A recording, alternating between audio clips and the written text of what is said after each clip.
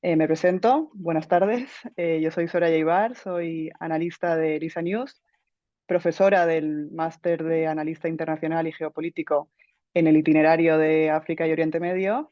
Y hoy me acompaña conmigo Daniel Iriarte. Daniel es periodista, es corresponsal y analista internacional especializado en geopolítica, en seguridad, en desinformación y en amenazas híbridas. A nivel profesional, Daniel ha sido reportero y enviado especial en más de 50 países, tanto de África como de Oriente Medio, Europa del Este, Asia. Ha cubierto grandes eventos a nivel internacional, como fueron las primaveras árabes, los conflictos del Cáucaso o las guerras de Siria y de Libia. En el ámbito académico es licenciado en periodismo, como ya he mencionado, por la Universidad Complutense de Madrid y además es máster en estudios sobre terrorismo en la UNIR. Con todo ello, también es profesor tanto del máster profesional de analista internacional y geopolítico como también del máster profesional de analista de inteligencia, así como también del curso de prevención y de seguridad para zonas hostiles o de guerra de Design Institute. Podéis encontrar todos los cursos y los másters en nuestra página web, pero empezamos, Daniel, ¿qué tal? Bienvenido, es un placer tenerte hoy con nosotros. Hola, buenas tardes. Gracias, Soraya, por esta fenomenal presentación. Gracias a todos por vuestro interés y nada, bienvenidos.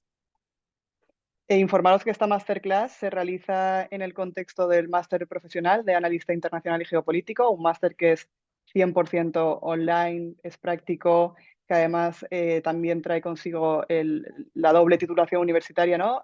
Dura 9 meses, tiene una próxima edición que ya tiene abiertas las inscripciones, por lo tanto os animo a apuntaros.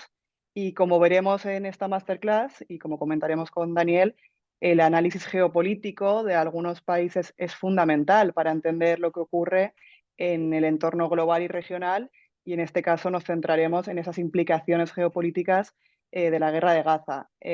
Cada vez se hace incluso más necesario, ¿no?, que múltiples profesionales dispongan de esos conocimientos de análisis internacional, desde periodistas como corresponsales, pasando por analistas políticos, analistas económicos, analistas de seguridad, hasta incluso funcionarios, asesores o consultores. Daniel, tú como profesor del máster de analista internacional y geopolítico, ¿por qué consideras o por qué crees que los analistas internacionales son cada vez más solicitados, son más demandados, tanto en el sector público como en el sector privado? Bueno, es evidente que estamos en un momento en el mundo perdón, de aceleración geopolítica. Bueno, venimos desde la guerra de Siria. Hemos vivido una guerra en Europa, una pandemia. Ahora estamos viendo una nueva gran guerra en Oriente Medio y todo esto pues tiene consecuencias, ¿no? Normalmente cada uno de estos eventos son a veces suficientes como para definir un cambio de era y sin embargo hemos tenido pues prácticamente uno al año en los últimos 3 4 años, ¿no? Entonces, todo esto tiene un impacto en nuestras vidas. O sea, si como ciudadanos comunes lo vemos en cómo sube, por ejemplo, el precio de la energía, cómo nos suben la factura del gas, al echar gasolina al coche, cómo nos sube la cesta de la compra, etcétera, pues imagínate, para una empresa o una institución es obviamente esencial tener las herramientas para poder analizar este tipo de cambios. No solo, bueno, por supuesto, para analizar posibles riesgos, riesgos reputacionales, amenazas a las cadenas de suministros, pero también oportunidades, ¿no? A veces es lo contrario, es de repente hay un cambio en la legislación en un país que supone una oportunidad estupenda para una empresa que se dedique a determinado sector, pues poder beneficiarse de esas modificaciones y hacer negocio, ¿no? Entonces, en ese sentido, teniendo en cuenta lo rápido que va el mundo, creo que es cada vez más importante. De hecho, se está viendo, en Japón está ocurriendo, por ejemplo, un fenómeno muy curioso que la mayoría de las grandes empresas, tipo Hitachi, etcétera, están contratando a ex diplomáticos, están contratando a especialistas geopolíticos porque se están dando cuenta de que hay un... He mencionado Japón porque recuerdo un artículo del Financial Times de hace unos pocos días en el que se habla específicamente del caso de Japón, pero está ocurriendo en otros países del mundo también, porque ha habido una percepción por parte del mundo de los negocios de que los negocios y la política no se mezclan, y la geopolítica, por así decirlo, ¿no? Y sin embargo, ahora se está viendo que es necesario tener conocimiento geopolítico, porque de lo contrario tu negocio se puede ver afectado por lo que sucede en el mundo, ¿no? Totalmente, y por todos esos factores que mencionas, Daniel, ofrecemos este máster, ¿no? Profesional de analista internacional y geopolítico para ayudarnos a comprender no solo el mundo de hoy, sino también el mundo que puede llegar mañana y el mundo al que vamos a movernos. Para ello, en el máster contamos con más de 30 profesores que son profesionales en activo, que trabajan como analistas internacionales, como analistas geopolíticos de seguridad internacional, diplomáticos, profesionales procedentes de organismos internacionales como la Unión Europea, como la OTAN, como el Ministerio de Asuntos Exteriores, Fuerzas Armadas, cuerpos de seguridad, empresas multinacionales, etcétera. Y aquellos interesados en formar parte de la siguiente promoción de analistas internacionales de ELISA Institute, en el chat encontraréis el enlace para poder inscribiros en esta próxima edición del máster. También os recuerdo que al final de esta charla podré rescatar algunas de las preguntas que os animo a que hagáis a través del chat. Y bueno, yo quiero empezar ya con la conversación con Daniel y antes de entrar en los detalles y en el análisis más específico sobre lo que está pasando en Gaza y lo que hemos estado viendo estos ya más de 40 días en los diferentes medios internacionales, me gustaría preguntarte qué debemos de saber antes de analizar este conflicto actual entre ambas partes, ¿no? ¿Cómo podemos explicar un conflicto que está tan intricado en la región de Oriente Medio? Bueno, antes de ponerme con la respuesta, voy a decir que alguno de los asistentes, ha subido el enlace al artículo del Financial Times al que yo hacía Cierto. referencia, o sea que lo podéis consultar. Bueno, a ver, realmente esta pregunta que me haces es muy complicada porque el conflicto palestino-israelí o árabe-israelí, como lo llaman algunos, es probablemente el conflicto más intrincado de todos los que, al menos de la era moderna, ¿no?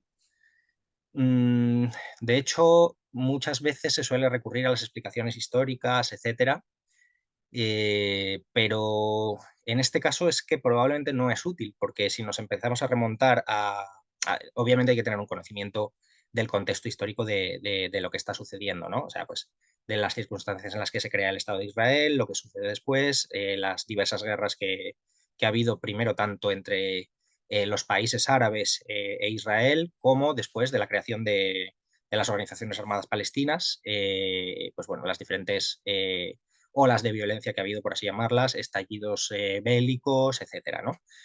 Pero quiero decir, es que si nos centramos en eso nos daría, se nos acaba la charla sin haber llegado ni siquiera al medio de la cuestión, ¿no?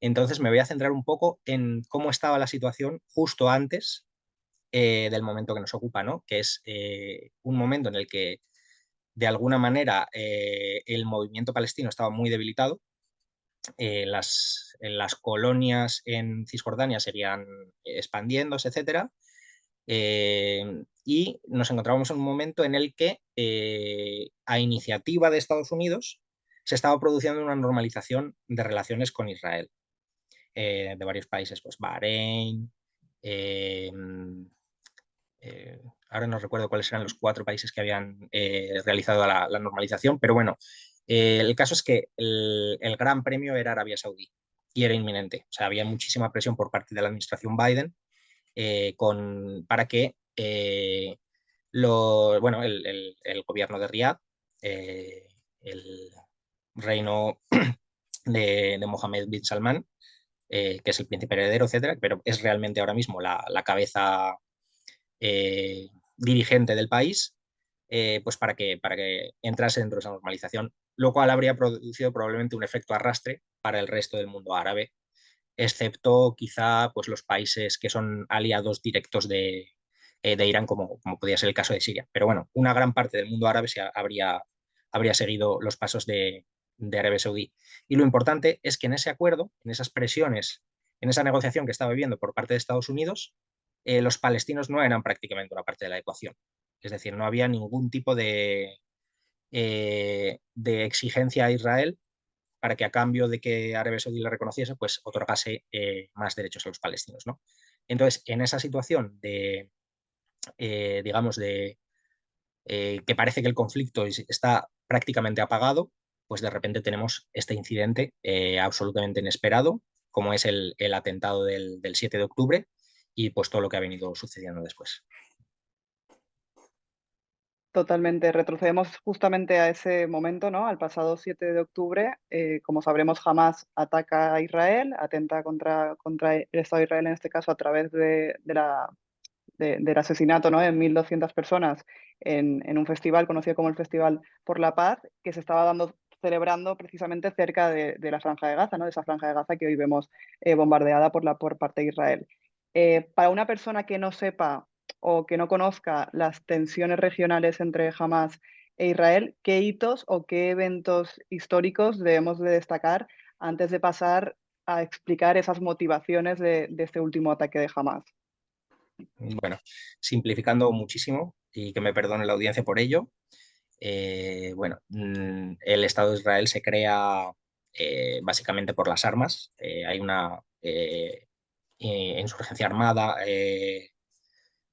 judía que consigue expulsar a los británicos mediante el uso de la violencia y del terrorismo.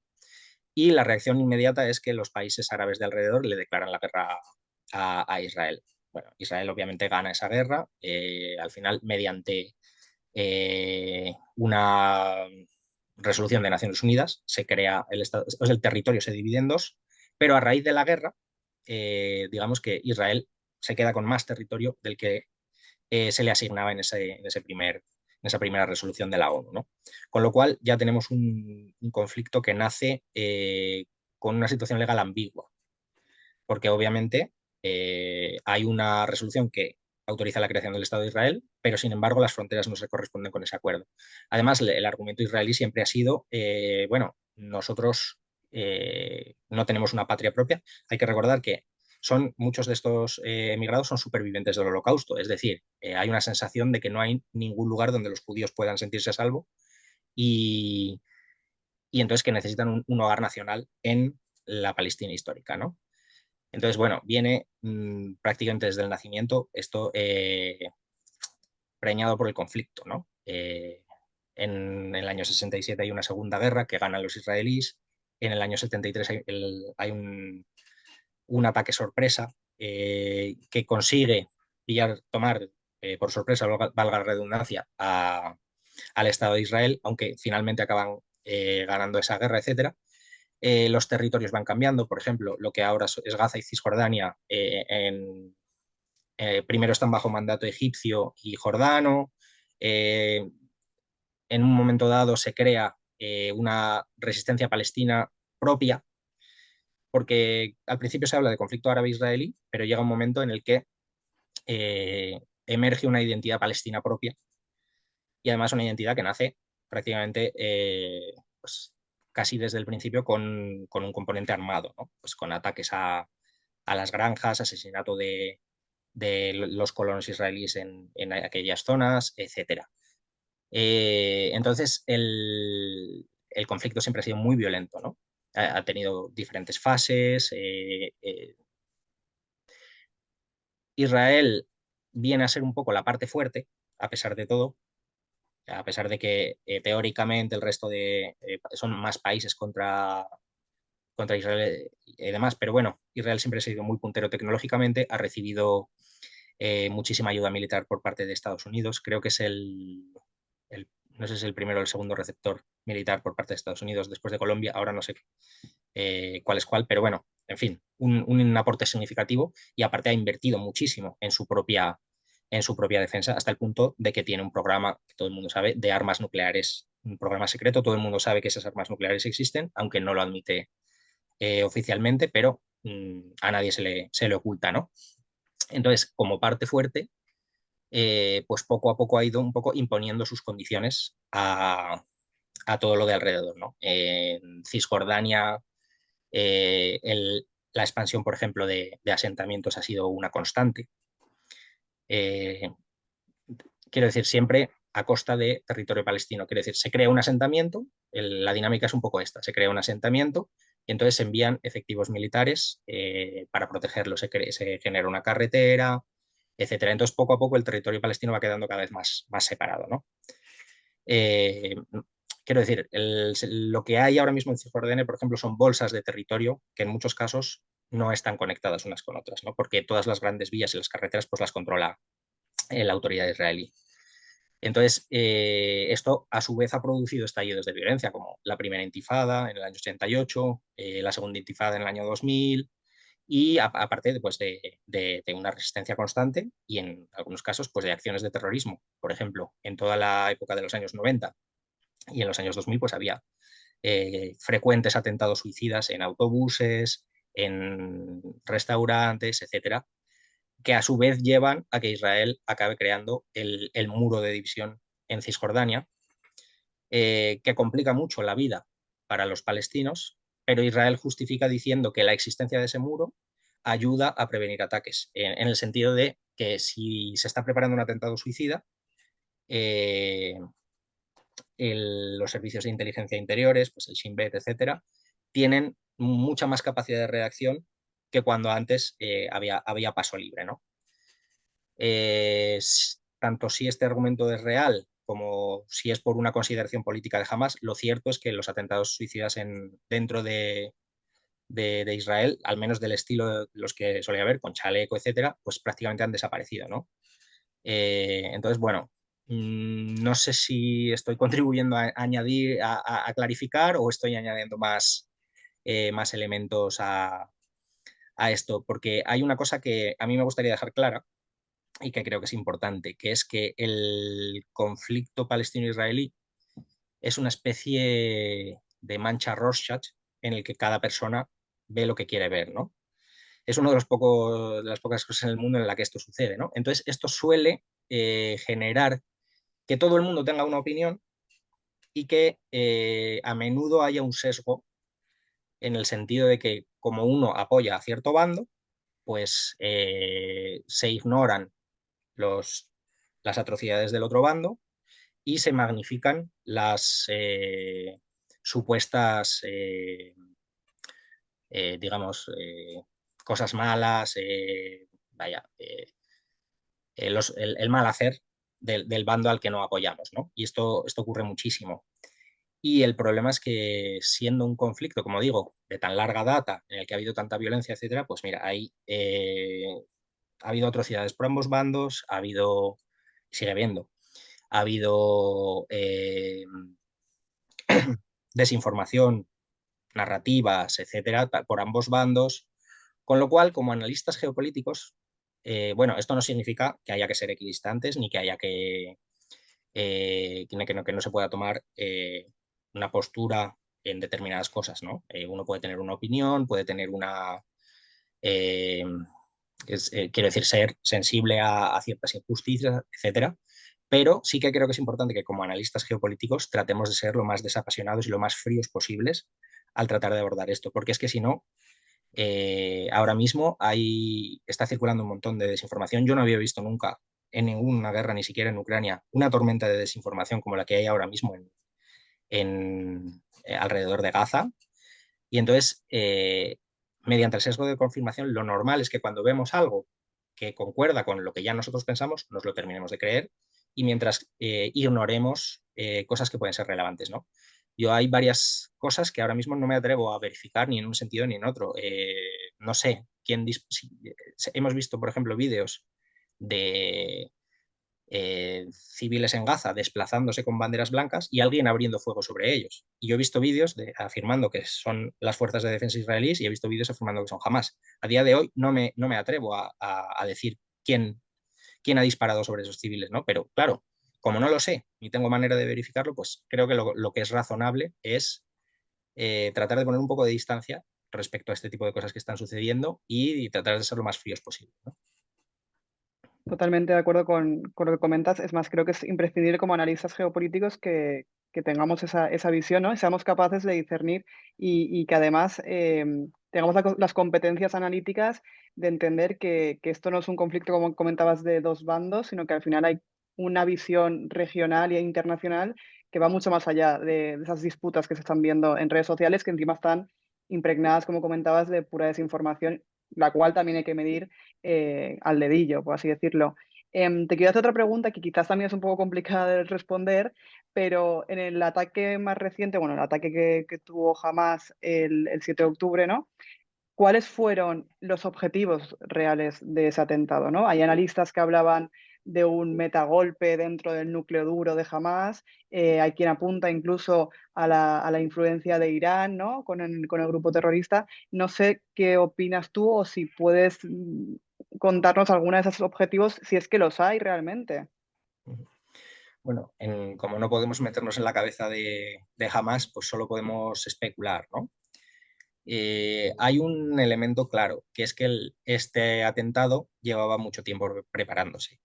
Es decir, una operación como la que hubo para romper la brecha fronteriza israelí, etcétera, tal, en el que participaron además más de 1.000 efectivos de Hamas, pues no puede improvisarse de la noche a la mañana, ¿no? Entonces,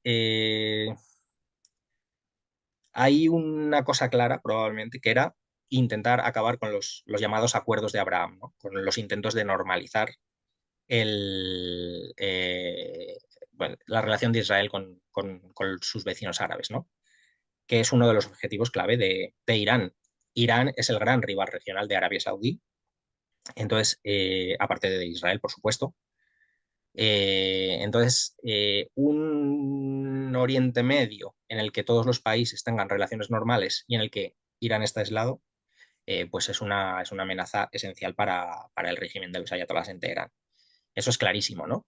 Entonces, si ese era el principal objetivo o no, pues no lo sabemos, porque yo tengo la sospecha, por testimonios que han ido emergiendo, hay, por ejemplo, periodistas turcos, periodistas emiratíes que han podido hablar con gente de Hamas, incluso con gente del liderazgo, que en cualquier caso jamás no esperaba tener tanto éxito, entre comillas, sé que no es la palabra adecuada aquí, pero no se me ocurre, quiero decir, no esperaban que su operación tuviera un impacto tan grande. Probablemente esperaban penetrar la valla, atacar, tal, tomar algunos rehenes, etcétera, pero no esperaban matar a tanta gente como mataron, no esperaban bueno, que fuera una carnicería tan grande.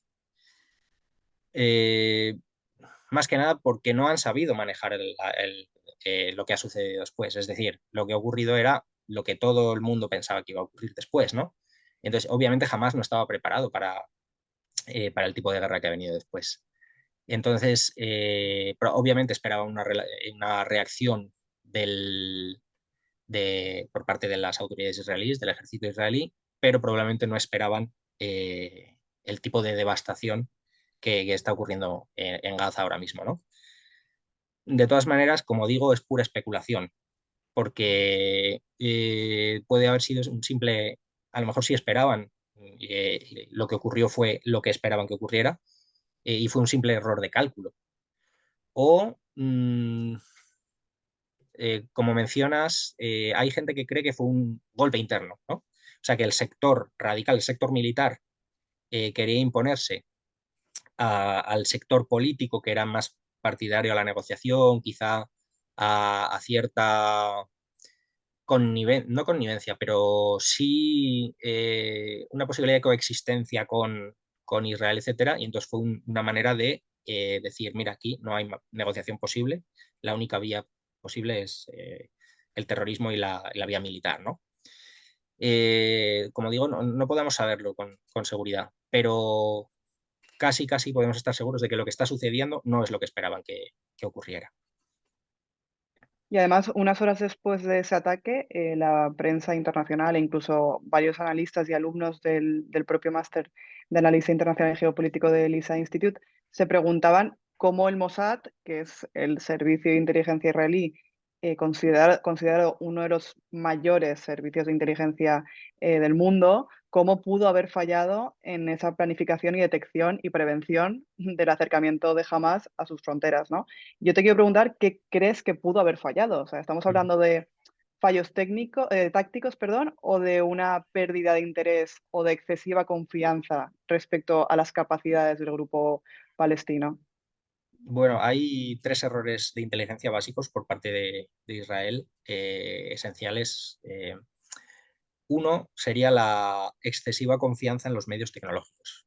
Es decir, Israel ha invertido muchísimo bueno, de hecho es su marca, la marca Israel en gran medida esa exportación de servicios de vigilancia a otros países, etcétera, ¿no?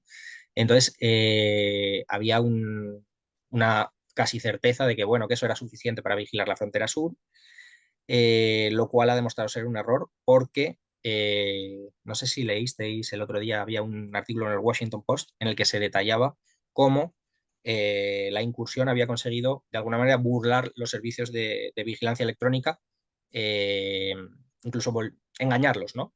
Utilizando pues determinados drones, etcétera. Bueno, un reportaje bastante completo, no recuerdo ahora los detalles técnicos, pero en fin, esa confianza en el factor tecnológico ha sido uno de los errores. El segundo fue no confiar en la inteligencia humana, porque sí que hubo avisos, sí que había ciertos indicios de que se estaba preparando algo gordo y se ignoraron. Yo no creo en las teorías de la conspiración, creo que simplemente lo que pasó fue que había una sabiduría convencional por parte del aparato de inteligencia israelí de que jamás no quería un nuevo conflicto, que había que jamás aceptaba el statu quo tal y como estaba y que a jamás no le convenía nada de esto, ¿no? Entonces, las señales que llegaron pues se ignoraron, ¿no? Como ha ocurrido otras veces en otros grandes fallos de inteligencia de la historia, porque no concordaban con la visión predominante en ese momento, ni en el gobierno ni en el aparato de inteligencia israelí, de que hubiera una amenaza inminente por parte de Hamas, ¿no? Al menos no una amenaza de esta magnitud. Quizá pues, un lanzamiento de cohetes, un atentado pequeño, pero no algo como lo que ocurrió. Y el tercer error es que es político, en el sentido de que un dato que emergió inmediatamente después del atentado fue que gran parte de los recursos de vigilancia y de inteligencia estaban enfocados en Cisjordania, porque parte de los socios del gobierno de Netanyahu son gente del movimiento de los colonos, en algunos casos son supremacistas, etcétera. Entonces, había un interés en expandir el movimiento de las colonias en Cisjordania y ese aparato estaba dedicado a proteger esa expansión, ¿no? Ese aparato de inteligencia, en lugar de estar enfocado a la frontera sur que se consideraba pues estable y más o menos segura. Precisamente respecto a esta última anotación que hacías y en relación con el papel que ha tenido el propio ministro israelí Netanyahu, ¿cómo se han desarrollado sus planes o sus planes de gobierno respecto a los territorios palestinos en los últimos años? Es decir, ¿qué papel hay o qué interés hay en Cisjordania en comparación con el que pueda haber respecto a la Franja de Gaza? Bueno, hay que entender una cosa, que es que Israel es una sociedad súper diversa, igual que lo es la Palestina, y que a veces se habla de Israel así en genérico, y bueno, dentro de Israel también sus dinámicas internas, ¿no? Dentro de Israel hay un movimiento de colonos expansionistas, que bueno, que en algunos casos por consideraciones prácticas, en otros por razones religiosas, ideológicas, etcétera, bueno, pues trabaja por expandir los asentamientos en Cisjordania. Entonces, dependiendo de quién gobierne, hay más o menos tolerancia dentro de Israel con ese movimiento, ¿no? Las veces que Netanyahu ha estado en el poder, pues ha sido bastante tolerante con esas expansiones. Y en este caso, Netanyahu pues tiene unos socios de gobierno que son parte activa en algunos casos de ese movimiento, ¿no? Entonces, ahora mismo pues había bastante movimiento en ese sentido, ¿no? Antes del atentado, respecto a la expansión del movimiento colono en Cisjordania. Y Y eso, pues además estamos obviamente viendo... ha debido tener, Perdón. esto obviamente probablemente ha tenido un peso en las decisiones de actuar ahora, ¿no? Porque es cierto que, el- los movimientos los movimientos palestinos estaban cayendo en la irrelevancia, porque no estaban pudiendo hacer nada para evitar este tipo de cosas, ¿no? Estas expansiones. De hecho, las últimas ejemplos de resistencia que ha habido han sido pues, actos de terrorismo desesperado e individual, ¿no? Lo que algunos analistas han llamado la nueva intifada de los cuchillos, o sea, intentos individuales de atropellar a alguien con el coche, de apuñalar a soldados, etcétera, tal, pero cosas como muy, muy individuales, ¿no? Que realmente no tienen la capacidad de desestabilizar estratégicamente un Estado. Pueden alterar, pueden crispar, pero no tienen la capacidad de desestabilización que tiene el terrorismo convencional. Y entonces en esta situación, pues de repente sucede esto, del 7 de octubre. Y estamos viendo los medios, volviendo un poco a lo que es el conflicto que se está dando dentro de la Franja de Gaza, ¿no? Actualmente ya vemos que los números de muertos superan los 10.000, muchos de ellos, bueno, se ha dejado de contear realmente porque es inabarcable, después de todos los bombardeos que ha habido en diferentes edificios a lo largo de toda la Franja de Gaza. Muchos de ellos niños, menores de 18 años, mujeres. Con esta contraofensiva que está ejerciendo Israel, ya no solo aérea, sino terrestre, ya es un hecho, ¿no? Que están dentro de la franja actuando de forma terrestre. ¿Cuáles crees que son los planes de Israel? Es una pregunta muy complicada de desarrollar porque entiendo que incluso analistas internacionales, periodistas, gente experta, ¿no? en la región no tiene una respuesta concreta porque sienten que quizás no existe un plan concreto. Yo te pregunto a ti si crees que hay planes también realmente o no los hay. Bueno, lo que hay que entender es que Israel está en estado de shock, que es que, quiero decir, el atentado del 7J, del 7 de octubre, perdón, eh, si lo comparásemos, o sea, la proporción entre el número de muertos y la población de Israel sería el equivalente a si en el 11 de septiembre del año 2001, los atentados del 11S, hubiesen muerto 300.000 estadounidenses, para que entendáis la magnitud del atentado, ¿no? Entonces, ha reaccionado, pues, bueno, como un país que está muy acostumbrado a reaccionar de manera violenta cada vez que ocurre una cosa de estas, porque además es una de sus posturas estratégicas, ¿no? La disuasión, es decir, que la respuesta sea tan contundente que no lo vuelvan a intentar, ¿no? Eso ha sido una constante siempre del Estado de Israel. Y claro, ante un atentado de estas características y de esta magnitud, pues no cabía esperar más que una respuesta absolutamente devastadora, como está siendo, ¿no? Si me preguntas si hay un plan, pues bueno, realmente es que nadie lo sabe, pero es que probablemente los propios israelíes tampoco lo saben con certeza, porque hay algunos intentos de plantear, lo que está claro es que el gobierno israelí quiere resolver la situación de Gaza de una vez por todas y la amenaza de Hamas, ¿no? La única línea estratégica es vamos a acabar con Hamas.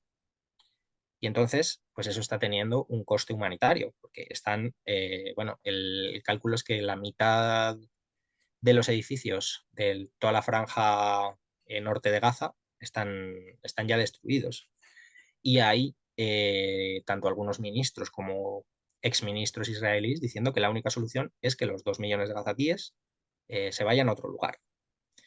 Y esto es una política en marcha del gobierno israelí. Es decir, sabemos que Benjamin Netanyahu ha estado en Europa hablando con algunos líderes europeos para que presionen a Egipto para que acepte la salida de estos gazatíes.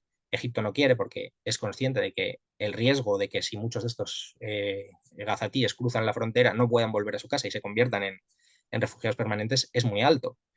De hecho, hay incluso contactos con algunos gobiernos para que acepten determinado número de refugiados, etcétera. O sea, por parte del gobierno israelí es uno de los planes. Tampoco creo que sea necesariamente la política oficial. Y además sería muy difícil llevarla a cabo porque, bueno, primero, Egipto ha sido absolutamente eh, férreo en decir que no va a abrir la frontera solamente para entrada de convoyes humanitarios, pero que no va a aceptar la entrada de palestinos. Y la idea tampoco ha gustado demasiado en las capitales europeas, con lo cual no hay mucho deseo de presionar a Egipto en ese sentido. Ha habido algunos países que sí que eran más favorables, pero los países de más peso dentro de la Unión Europea dijeron que no, que era totalmente irrealizable y que no iban a seguir por ese camino, ¿no? Entonces, como mínimo va a haber un intento de degradar todo lo que se pueda las capacidades militares de Hamas. Y claro, hay que entender que Gaza es un entorno de combate muy complejo. O sea, es una de las zonas del mundo con mayor densidad de población. Jamás está totalmente integrada dentro de la población. Está el tema de los túneles, etcétera. Claro, entonces ahí la pregunta es si Israel está justificado en el tipo de el alcance de la devastación que está llevando a cabo en Gaza, ¿no? Porque, claro, hay un argumento, un contraargumento, que es que sí, vale, quizá jamás utiliza a la población como escudos humanos, pero en una situación de rehenes en la que tú eres las fuerzas de seguridad, pues no hay, para matar a los terroristas no matas a los rehenes, ¿no? Entonces, quiero decir que teniendo en cuenta la escala de la devastación y viendo que la mitad de esos muertos son niños, pues bueno, mi opinión es que la respuesta israelí está siendo absolutamente desproporcionada. Eh, que quizá, claro, ¿qué podía haber hecho Israel? Pues es una pregunta muy compleja, muy difícil, ¿no? Una de las cosas que ha hecho, por ejemplo, ha sido crear una unidad especial para tratar de identificar, localizar y eliminar a los líderes de Hamas que han sido responsables de la operación, como hizo ya en el año después de la masacre de los Juegos Olímpicos de Múnich en el 72, lo que se llamó la operación Ira de Dios, en la que localizaba varios pues de los líderes de lo que se llamaba Septiembre Negro, que es una organización pantalla creada por la OLP para cometer bueno, pues el secuestro de Múnich, de los atletas israelíes en Múnich, y que no le salpicara a la OLP la mala fama, ¿no? Entonces, Israel, pues básicamente localizó y asesinó a todos, bueno, eliminó, ¿no? Por así decirlo, a todos los responsables de aquella operación. Yo creo que si en este caso se hubiera limitado a hacer algo así y una operación militar limitada, creo que el apoyo a Israel habría sido casi universal, ¿no? Porque realmente estarían buscando a los responsables de una atrocidad, porque no cabe calificarla de otra manera, como el atentado del 7 de octubre. En cambio, esta otra respuesta está haciendo que Israel gaste muy rápidamente su capital político y ellos mismos son conscientes de que cuanto más dure la operación militar, menos apoyo internacional van a tener para seguir llevándola a cabo, ¿no? Entonces, yo creo que los líderes israelíes ahora mismo están en un dilema, están tratando de ver cómo lo gestionan, tienen incluso el apoyo estadounidense, que en un primer momento parecía incondicional, ahora mismo estamos viendo que está Estados Unidos poniendo algunas trabas, algunas limitaciones, está tratando de presionar a favor de algunos gestos, ¿no? Si no del alto el fuego, porque el argumento por parte de los expertos militares es que esa pausa serviría eh, para que jamás se rearmase, se reagrupase, etcétera, tal, pero sí al menos algunos gestos, como por ejemplo pues el tema de la liberación de rehenes, etcétera. Al final de esta masterclass quiero recuperar un tema que acabas de mencionar brevemente y que además nos lo han preguntado algunos de los estudiantes del máster, que es el papel de Egipto, porque creo que a nivel geopolítico regional bastante importante y se debe entender las razones de por qué Egipto no abre las fronteras, más allá de que no las abra, ¿no? Pero bueno, siguiendo un poco en la línea de esta política nacional que mencionábamos a través del Likud, que es el partido gobernante al que pertenece el primer ministro Benjamin Netanyahu, que está enclavado, o por lo menos ha estado enclavado en un organigrama ideológico que defiende un sionismo conservador. Y en el sionismo moderno, que es uno de los principales objetivos, era la creación de un Estado judío, pero ante las tensiones con los países de la región, en su mayoría árabes, el sionismo actual que defiende Netanyahu se basa más bien en esa defensa de la preservación del Estado de Israel. Lo que estamos viendo en Gaza es propio de ese carácter expansionista de Netanyahu y podría estar reconfigurando el sistema nacional con ese sionismo moderno conservador. No lo sé, porque creo que ahora mismo dentro del gobierno israelí están operando varias fuerzas diferentes. Entonces, creo que aquí hay varias agendas en marcha, ¿no? Entonces, quizá esta sea uno, pero además es que creo que en el caso específico del primer ministro Netanyahu hay un elemento de su propia supervivencia política que además está vinculada a su propia libertad. O sea, Netanyahu tiene serios problemas judiciales por acusaciones de corrupción, etcétera, y la posibilidad de que si él no estuviera encabezando el gobierno israelí, tanto él como su mujer acabasen en la cárcel, pues es muy alta, ¿no? Entonces creo que el propio Netanyahu está en una huida hacia adelante y además sus socios de gobierno, algunos de ellos, claramente tienen un plan expansionista que están tratando de llevar a cabo. Más luego, bueno, dentro de lo que es el aparato de seguridad, el ejército, etcétera, pues obviamente con un país tan diverso como Israel, pues habrá mucha gente que tenga visiones diferentes y que tenga un plan diferente, ¿no? En algunos casos, pues debe ser simplemente llevar a la justicia, o sea, castigar a los responsables del atentado, en otros, pues habrá un deseo de venganza, etcétera. Pero bueno, no sé hasta qué punto, no me atrevo a afirmar que este sionismo conservador sea la corriente predominante detrás de lo que está sucediendo, ¿no? Porque creo que es una más. Sí, y saliendo un poco del plano nacional regional, yendo un poco más allá, ¿no? El plano internacional, como en todo conflicto, ya sabemos como analistas geopolíticos debemos entender los conflictos no solo a nivel regional, sino a nivel internacional. En este caso, entre Hamas e Israel, surgen diferencias y acercamientos entre diferentes actores internacionales. ¿Cómo ha sido históricamente, cuáles han sido o cómo han sido históricamente las relaciones de los socios de Israel y los de Palestina y los de Hamas también? O sea, ¿qué actores han confluido a nivel internacional? Bueno, en la primera época del Estado moderno de Israel, pues obviamente todo lo que era la Liga Árabe en bloque estaba en contra, ¿no? Y cuando se crea las primeras organizaciones armadas palestinas, etcétera, a veces cada país, no todos estos países, pues cada uno tenía su propia agenda, ¿no? Entonces, aunque había una financiación general del movimiento de resistencia palestino, en algunos casos, pues países como Irak preferían optar por actores como Abu Nidal. Otros preferían trabajar con el Frente Popular por la Liberación de Palestina, el FPLP. Otros trabajaban directamente con Al-Fatah, ¿no? Entonces, es un poco difícil. Esto poco a poco fue cambiando tras la guerra del Yom Kippur. Egipto fue el primer país en firmar la paz en reconocer a Israel. De hecho, el presidente Anwar el Sadat eh, creo que llegó a visitar Israel y, bueno, acabó asesinado por radicales yihadistas, ¿no? De la yihad islámica egipcia.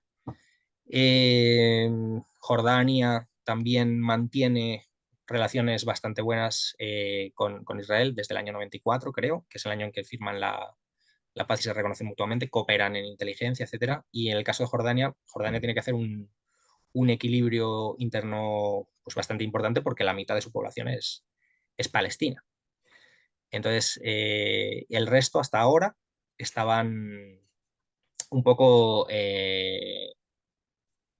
mm, quizás si no en un estado de conflicto constante, con la posible eh, excepción de Líbano, aunque bueno, hablar de Líbano es un poco difícil porque Líbano es un país muy complejo, quizá no, está oficialmente todavía en estado de guerra con Israel, pero no es el ejército libanés el que hace la guerra, sino que son pues, organizaciones que operan allí como Hezbollah, etcétera, ¿no? Entonces, lo que viene existiendo desde hace un tiempo es el autodenominado eje de la resistencia, ¿no? Compuesto por Hezbollah, Hamas, el Estado sirio e Irán, que es un poco el gran valedor de todos ellos. Eh, pero claro, Estados Unidos, perdón, Oriente Medio es un gran mosaico de relaciones.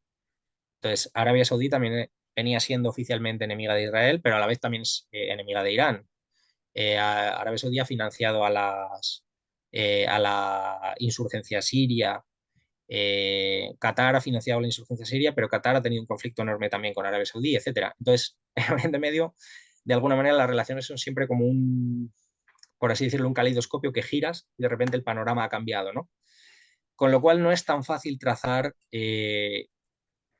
unos bloques claros, ¿no? Al menos se hablaba siempre del gran bloque liderado por Arabia Saudí y el gran bloque liderado por Irán, pero es que ya ni siquiera esto está claro, porque ha ocurrido el atentado y inmediatamente los ministros de Exteriores de Arabia Saudí y de Irán se llamaron para hablar de esta situación porque hace poco, hace unos meses, hubo una reanudación de relaciones diplomáticas en un gran acuerdo orquestado por China. Es decir, que no es tan sencillo. O sea, el panorama siempre es muy complejo y podemos hablar, bueno, de Israel como... Es que ni siquiera podemos hablar de que Israel esté completamente aislado, porque como ya digo, tiene buenas relaciones tanto con Egipto como con Jordania. Entonces, es que depende mucho del momento, ¿no? Ahora mismo tenemos que la reacción, o sea, que la ofensiva en Gaza está generando pues bastante fricción incluso con estos países que eran socios de Israel, ¿no? Con Jordania y con Egipto. Con lo cual, realmente no me atrevo a hacer una predicción porque quizá en 6 meses el panorama puede volver a ser completamente diferente. Puede crear daños colaterales, entiendo, entre los socios, o quizás tampoco se puede prever que pueda pasar, pero bueno, sí que veíamos como Marruecos, ¿no? Que había estrechado lazos con Israel a cambio de ese reconocimiento del Sáhara Occidental mediado por Estados Unidos.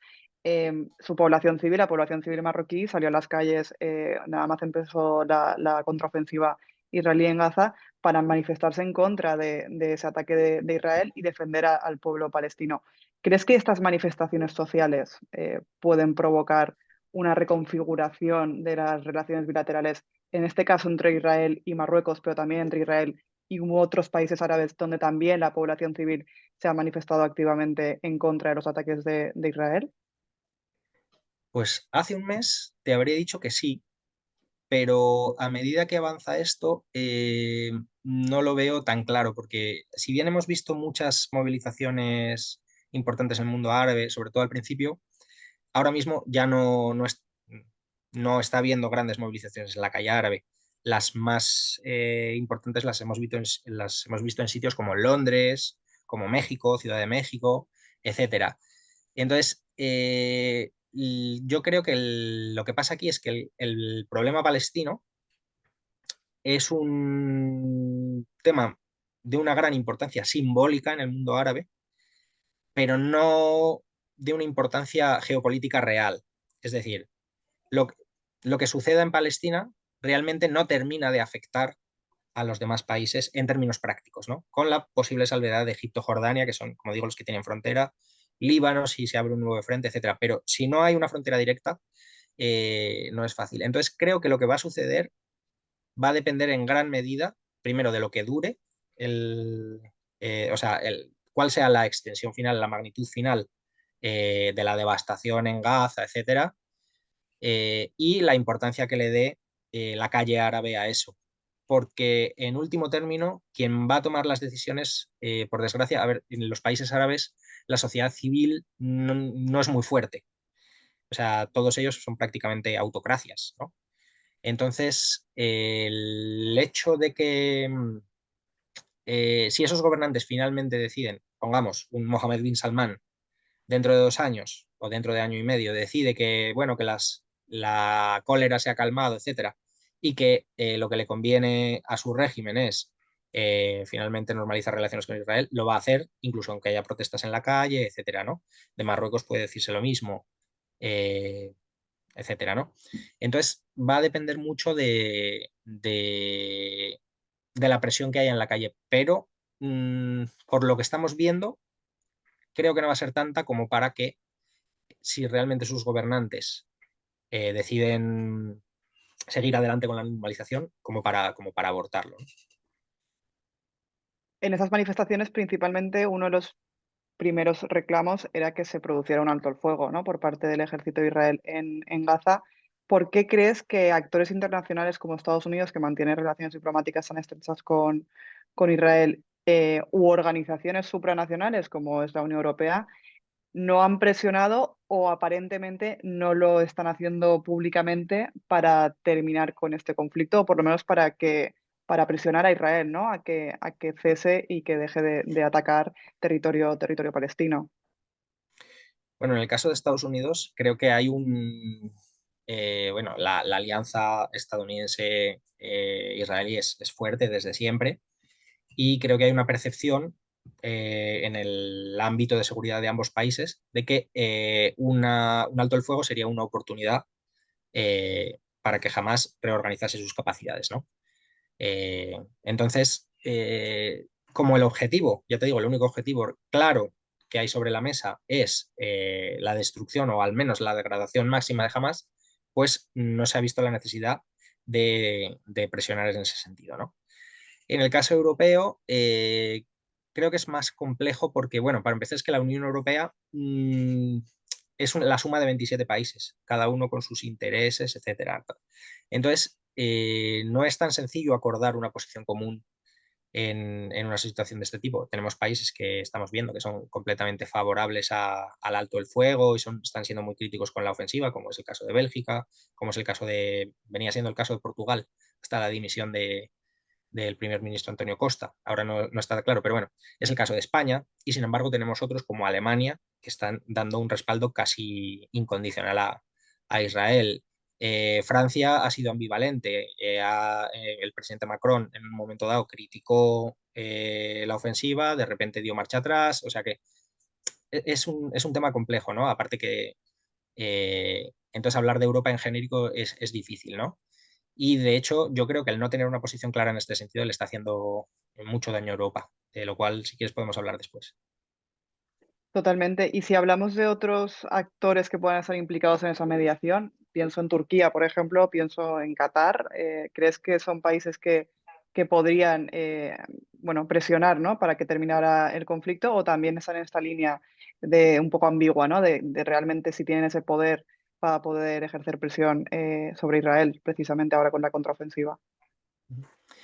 Turquía es un caso interesante porque siendo un país que ha tenido tradicionalmente buenas relaciones con Israel, eh, cuando tenía un gobierno secularista, ahora con el gobierno de Recep Tayyip Erdogan, pues se ha ido deteriorando mucho con el tiempo, ¿no?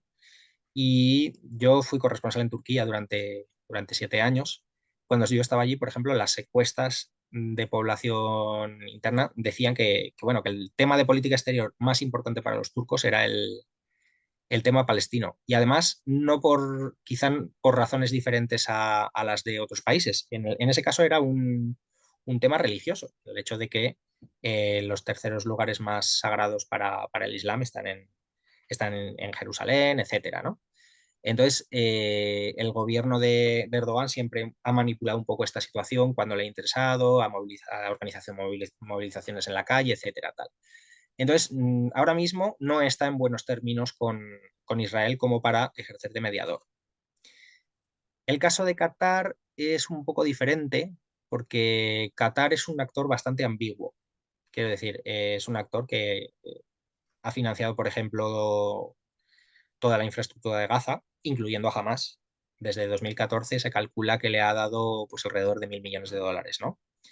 Y desde 2 años antes, desde 2012, Hamas tiene una oficina en Doha, en la capital de Qatar.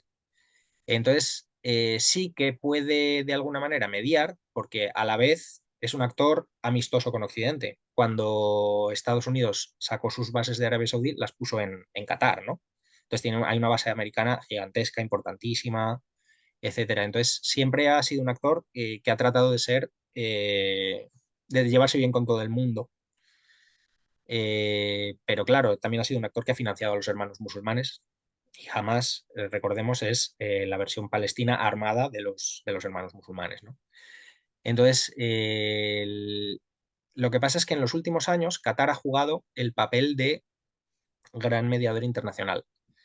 Por ejemplo, ha negociado la liberación de prisioneros de los talibanes en Afganistán, occidentales, ha negociado en otros países, sobre todo en el mundo árabe, muchísimo en Irak, etcétera, pero también en los últimos 2, 3 años esas habilidades como negociador para lograr la liberación de rehenes, por ejemplo, ha conseguido que se libere a un periodista estadounidense detenido en Myanmar, etcétera. O sea que no solo se limita al mundo musulmán, sino que ellos están tratando de jugar ese papel, ¿no? De gran actor relevante y mediador.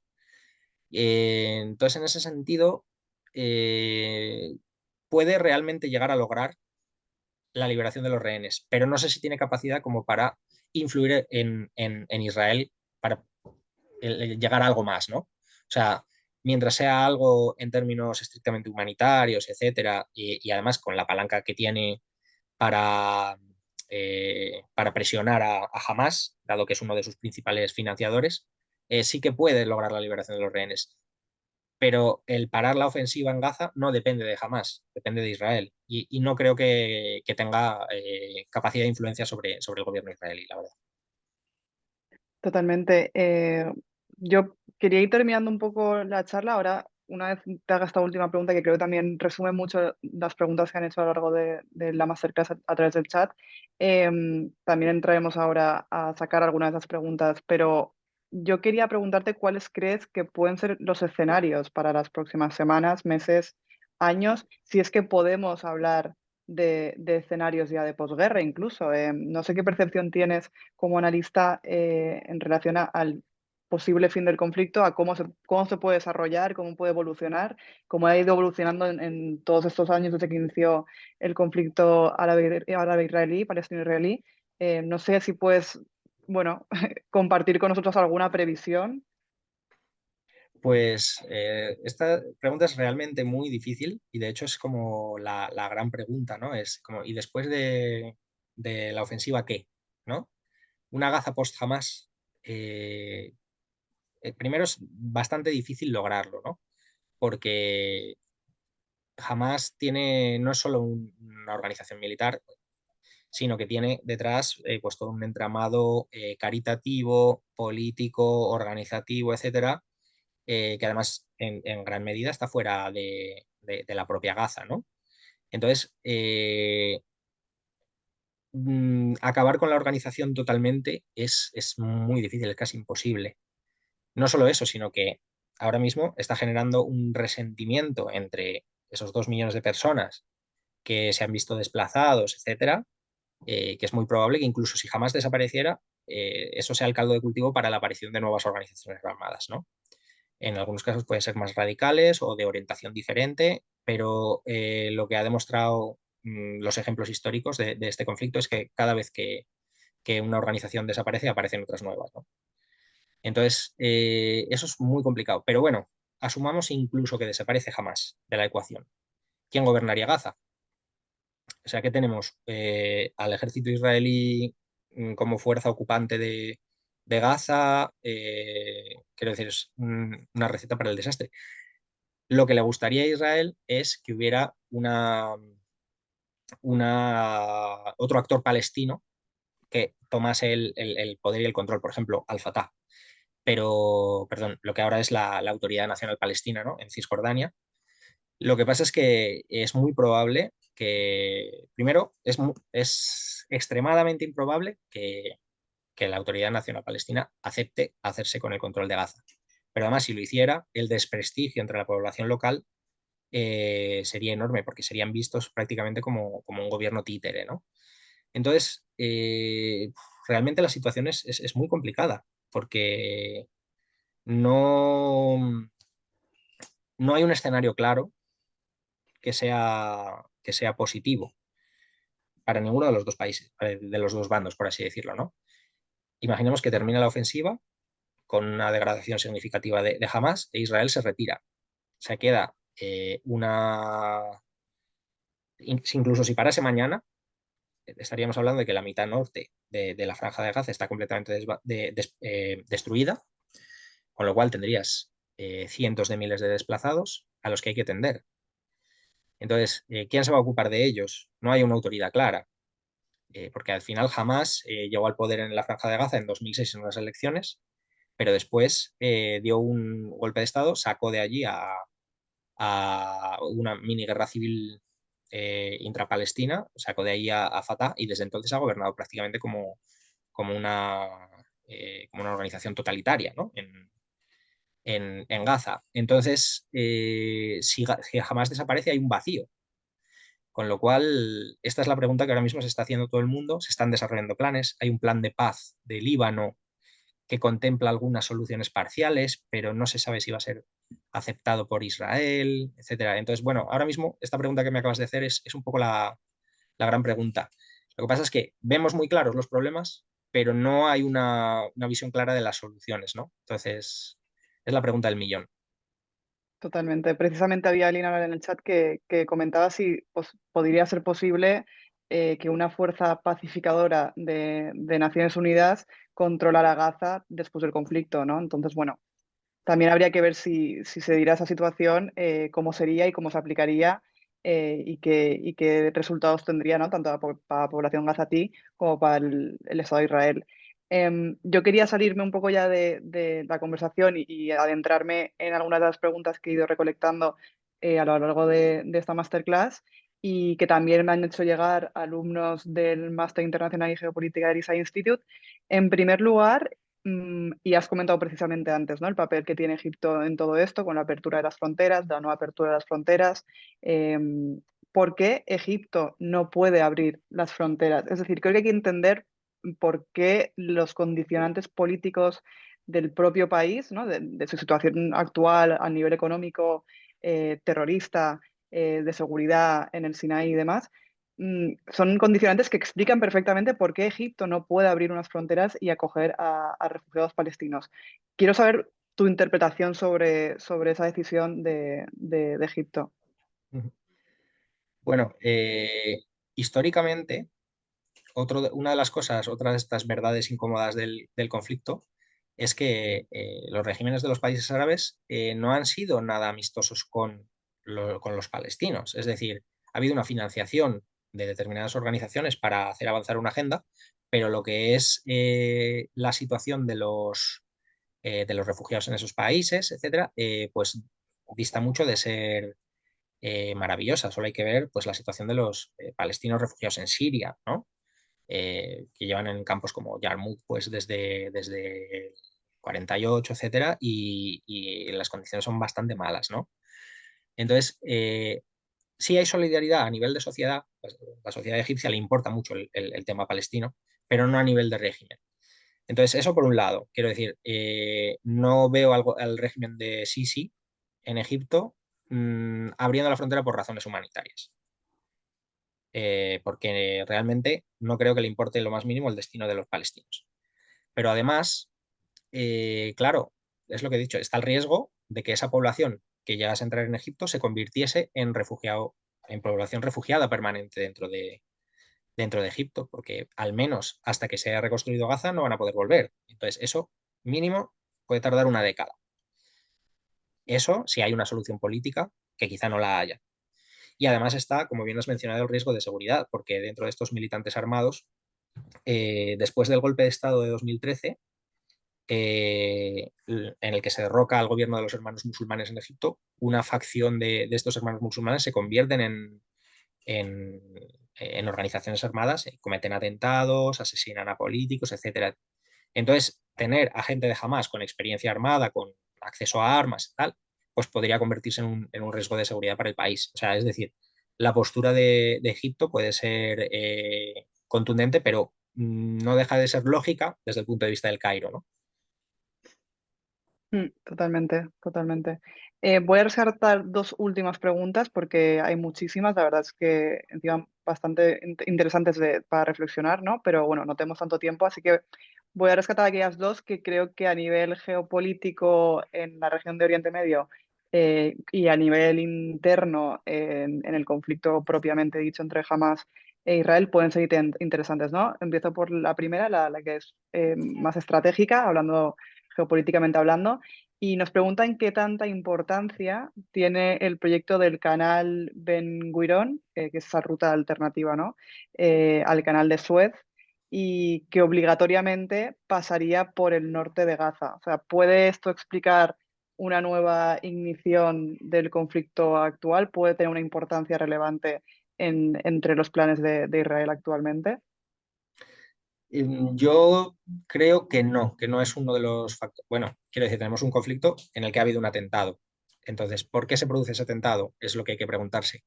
y creo que hay suficientes explicaciones como para que haya que recurrir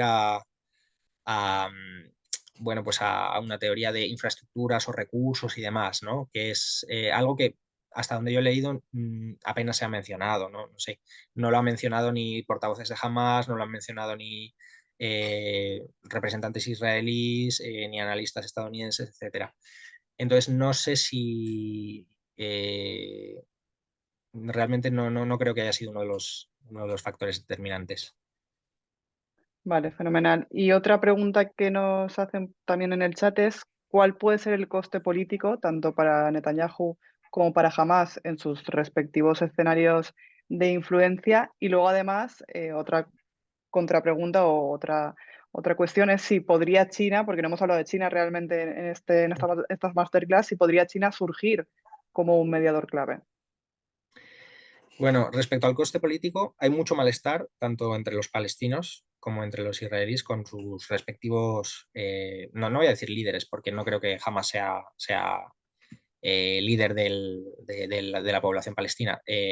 Me consta porque he leído muchos testimonios de palestinos, etcétera. O sea, hay mucho enfado con Hamas, porque obviamente son los primeros responsables de lo que ha sucedido. Es decir, ellos cometen un atentado sabiendo que va a haber una respuesta. Eh, lo que pasa es que, bueno, cuando ocurre algo así, pues a veces se da la situación paradójica de que precisamente como Israel está cometiendo una agresión en Gaza, pues la gente apoya a quien se está enfrentando a ese agresor, ¿no?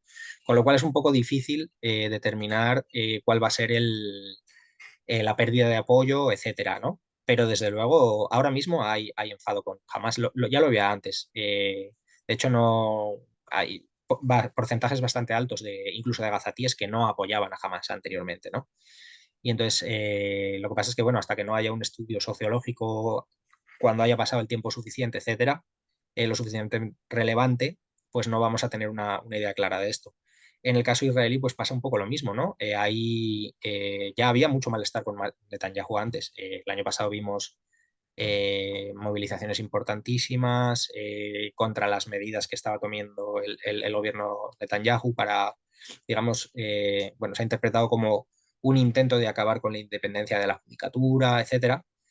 Y ahora mismo pues estamos viendo eso, protestas en la casa del propio Netanyahu. Hay gente que le responsabiliza de lo sucedido, hay gente que incluso percibe que no tiene ningún interés en salvar a los rehenes, solo en perseguir su agenda política, etcétera. En el caso de Netanyahu yo creo que sí está más claro que no va a sobrevivir políticamente a la crisis, al menos de manera inmediata. Cuando esto termine, cuando termine lo que es la parte en la parte bélica, y haya una reconfiguración del panorama político mediante elecciones o mediante lo que sea, probablemente Netanyahu va a pagar por lo sucedido. Sí, sí. Y ¿Y respecto a China? China, el tema de China es que China no se quiere implicar en Oriente Medio de manera activa. O sea, a China le encantaría hacer de mediador. De hecho, hace unos días vimos un vídeo en el que los saudíes pedían a China que mediara en el conflicto, que a veces se interpretó como esto es un golpe a Estados Unidos porque los saudíes prefirieron hablar con China que con Estados Unidos. Pero si vas a la realidad, China ahora mismo no tiene capacidad de influencia ni sobre Israel ni sobre Hamas. Es decir, no es un actor que tenga relaciones activas con ninguno de los dos hasta el punto de poder determinar sus decisiones. Con lo cual, si China podría llegar a ser un mediador, si ambas partes lo aceptan como tal, en plan, un mediador más o menos neutro. Bueno, realmente ha sido bastante crítico con las acciones de Israel, o sea que es bastante difícil que el propio gobierno israelí lo acepte como mediador imparcial, entre comillas, ¿no?